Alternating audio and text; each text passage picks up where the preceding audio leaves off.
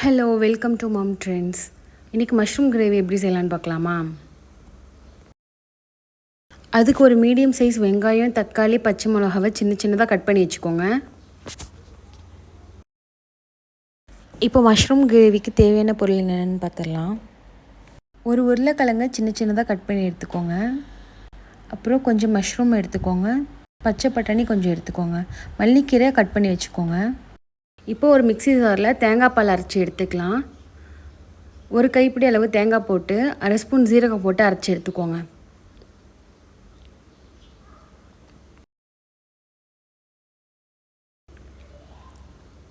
இப்போ தேங்காய் பால் ரெடி ஆகிடுச்சு. இப்போ தாளிப்புக்கு ரெடி பண்ணலாம். இப்போ ஒரு கடாயில் எண்ணெய் ஆட் பண்ணிக்கோங்க.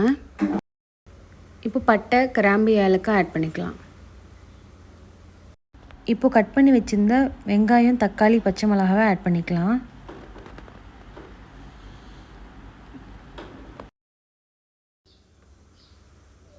இப்போ இது கொஞ்சம் வதங்கினோன்னே இஞ்சி பூண்டு பேஸ்ட் ஆட் பண்ணிக்கலாம்.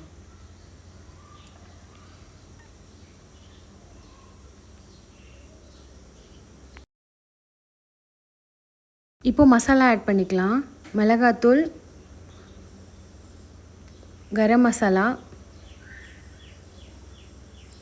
மஞ்சத்தூள் கொஞ்சம் ஆட் பண்ணிக்கோங்க. ஜீரகத்தூள் ஆட் பண்ணிக்கோங்க. இப்போ பட்டாணி ஆட் பண்ணிக்கோங்க. உருளைக்கிழங்கு ஆட் பண்ணிக்கோங்க. இப்போ மஷ்ரூம் ஆட் பண்ணிக்கோங்க. இப்போ நல்லா மிக்ஸ் பண்ணி விட்டுக்கோங்க.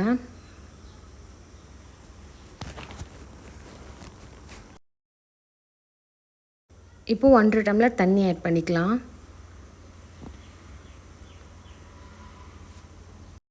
தேவையான அளவு உப்பு ஆட் பண்ணிக்கலாம். இப்போ நம்ம ரெடி பண்ணி வச்சுருந்த தேங்காய் பாலை ஆட் பண்ணிக்கோங்க. இப்போ இது 2 விசில் வர வரையும் வேக வச்சு எடுத்துக்கலாம். இப்போ கொஞ்சம் தண்ணிலாம் ட்ரை ஆகணுன்னா மல்லிக்கீரை போட்டு ஸ்டவ்வும் ஆஃப் பண்ணிடலாம்.